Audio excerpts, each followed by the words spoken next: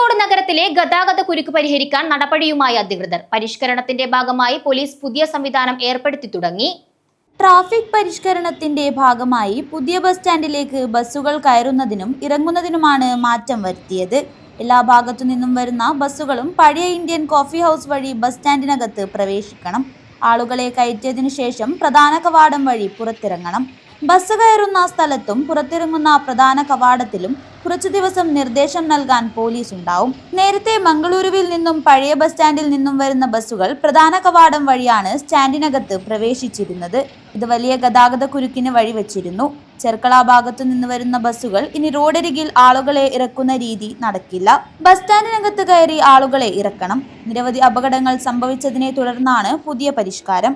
നിയമലംഘനം നടത്തുന്ന ബസ്സുകൾക്കെതിരെ കർശന നടപടി സ്വീകരിക്കുമെന്നും ട്രാഫിക് പോലീസ് അറിയിച്ചു.